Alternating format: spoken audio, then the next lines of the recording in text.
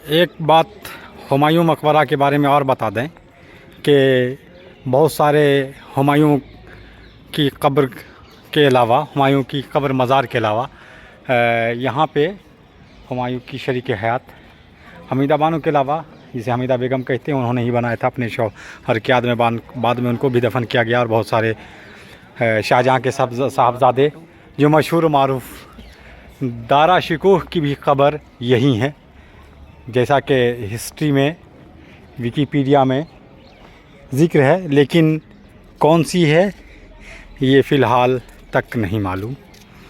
तो इस तरीक़े से जब आप देख सकते हैं, एक तरफ दिखाया था और जब इस तरफ दिखाते हैं, इस तरफ से भी, तो वही आपको सेम लुक लाइक नज़र आता है।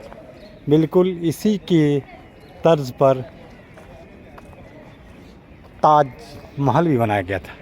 ये देख सकते हैं, काफ़ी ऊंचाई पे है और आज भी ये दावत नज़ारा देता है। ये बिल्डिंग, ये मकबरा, ये महल आज भी दावत नज़ारा देता है। आँखों को खैरा कर देती है, आँखों को चकाचौंध और ज़हनों दिलो दिमाग को ताज्जुब करने पर माइल कर देती है। जैसा कि ये गेट है ना, इसी तरीके से चारों जानिब एक एक गेट बना हुआ, इसीलिए चार बाग कहते हैं। और चूँकि चारों तरफ से ये देख सकते हैं पानी का फव्वारा भी था, तो इसलिए नहरें, तालाब और फव्वारे, पानी, तो ताकि एक जन्नत का मंज़र, खूबसूरत मंज़र, सुहाना मंज़र नज़र आए। जैसा कि मैंने बताया था कि चारों जानिब दरवाज़े हैं और उस तरीक़े से ऊपर आ सकते हैं।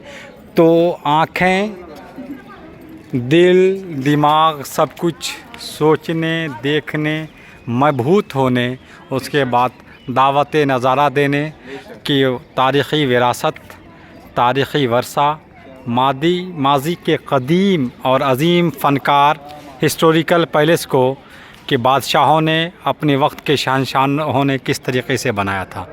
वाकई अब भी हैरत कुन, हैरत खेज़ ये इमारत, बिल्डिंग है।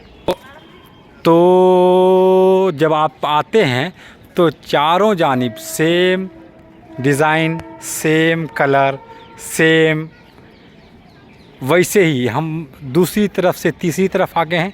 और इस तरफ सामने भी ये देख सकते हैं कि वही बाग है, वही एक दरवाज़ा है, वही एक नज़ारा है। तो इसी के साथ दोस्त खुशतर को हुमायूं मकबरा, हुमायूं टॉम से दीजिए इजाज़त।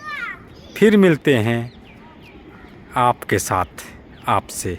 बाय, टेक केयर, खुदा हाफिज़।